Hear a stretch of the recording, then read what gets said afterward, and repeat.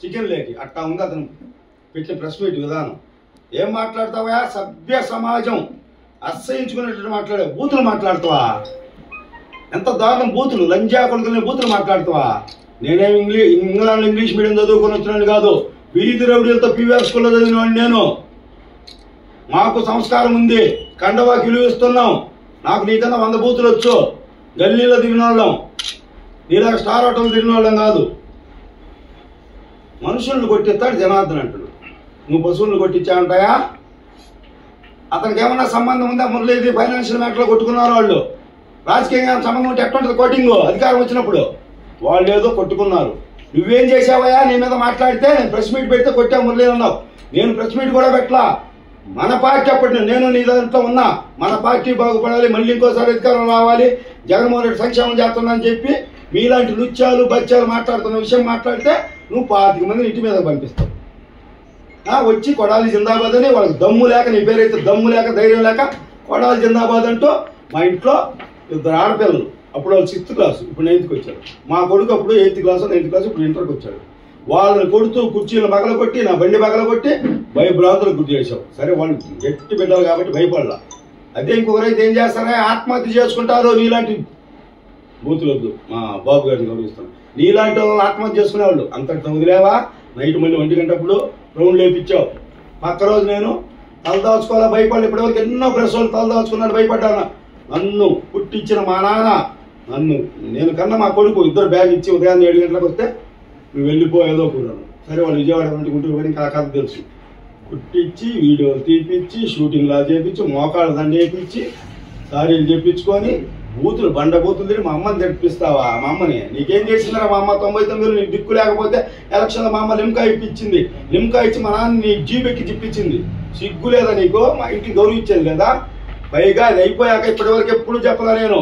ఎందుకంటే బాధపడతారు, సమాజం బాధపడింది, ఫ్రెండ్స్ బాధపడతారు, మా ఆరి వయసులు మరీ ఏడుస్తారని చెప్పలా. కారులో ఏం మాట్లాడావు నువ్వు? వాడు సుభాని గారు మళ్ళీ 2 దెబ్బలు కొట్టి కారులో ఫోనిచ్చి ఒక మాట చెప్పించాడు. డాష్ కుడిస్తేనే వదిలిపెడతానని చెప్పని నా చేత చెప్పించాడు. అప్పుడు మీ కొడుకేమండి యా యా అను. నువ్వేమని మాట్లాడావు గుర్తుందా? అరే లంజా కొడక, ఉద్దవలసిందంటరా, తమాషా దమ్ముతున్నావా, నిన్ను చంపేస్తా అని నువ్వు మాట్లాడాలా? నాతో ఫోన్లో అన్ని తీపిస్తా. ఎందుకు ఇప్పటివరకు బయట పెట్టలా? నువ్వు ఈరోజు ఎన్ని మాటలు మాట్లాడావు జనార్దన్ గారిని? ఆయన పర్సనల్ విషయాలనే. ఆయన అప్పులు చేశాడు, ఆయన వ్యక్తిగతాలు. ఆయన వ్యాపారం చేస్తాడు, అప్పు చేసుకుంటాడు, వడ్డీలు కడతాడు, బ్యాంకుల ద్వారా తెచ్చుకుంటాడు, వడ్డీలు కడతాడు. ఆయన వ్యక్తిగతం. ఏం మాట్లాడుతున్నావు? నువ్వేదో అనుకుంటున్నావు ఆ రోజు రూమ్లో దొరికాం కొట్టావని. నేను ఆర్య వైశ్య జాతిలో మహాత్మా గాంధీ పొట్టి శ్రీరాములు కాదు, గదర్ చెంచయ్య విప్లవ పోరాటాల యోధుడు. గదర్ పార్టీ పెట్టాడు. ఆ అంశంలో కనిగిరి అంశంలో పుట్టినవాడిని. ఆయన కనిగిరి బ్రిటిష్ సైనికులను గడగడలాడిచ్చాడు. ఆఫ్టర్ ఆల్ పెద్ద పెద్దలు మట్టిలో కలిసిపోయారు రాజులు. నువ్వెంత, నీ బతుకెంత? తిడతావా? ఏమండి భాస్కర్ రెడ్డి రేపు రమ్మనండి. రేపు 12 గంటలకి నేను వెంచర్ దగ్గరికి, నీ విల్లాస్ దగ్గరికి వస్తా. నీకు దమ్ముందా? నేను ఆధారాలతో వస్తా, కాగితాలతో. నీకు దమ్ముందా? దా చొక్కా ఇప్పుతా. నువ్వు కూడా రాడికి రా, చూసుకుందాం. ఎవరా లంజా కొడుకులు అంటవా? రేపు వచ్చేవాడు లంజా కొడుకు అంటవా?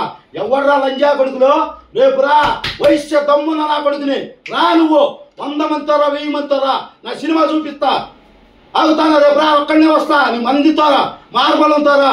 నేను పార్టీని కూడా అడ్డం పెట్టుకోను, కండం కూడా లేకుండా వస్తా రేపు. నేను ఏం మాట్లాడుతున్నావు? వెంచర్కి వచ్చి మాట్లాడితే లంజా కొడుకుని చెప్పుతా కొడతావా? ఎవరిని కొడతావురా? నువ్వు చేసిన అక్రమాలు, దుర్మార్గం. ఎస్సీ కూడా ఇప్పుడు కూడా చెప్పాడు అజయ్, రేపు ధర్నాకు వస్తా అన్నాడు. కాళ్ళు పట్టించుకుంటావా? దళితులంటే నీకు అంత ఛాన్స్ చూపా? తస్మాత్ జాగ్రత్త. నోరు అదుపులో పెట్టుకొని మాట్లాడు. నువ్వు జనార్దన్ మీద అన్ని ఆరోపణలు చేస్తావా? అతనికి వెంచర్ సంబంధం కానీ, ఫ్లెక్సీలు కానీ, నేను పెట్టే ప్రెస్ మీట్ కానీ ఒక్క మాట ముందు చెప్పను. వాట్సాప్ పెడతా వచ్చి లింక్ని, అంత మటుకే. కానీ ఎటువంటి మాట 2.5 సంవత్సరం నుంచి ఆయన నేను చేతి ఎత్తుతాడు కానీ ఆయన నాకు చేయడు.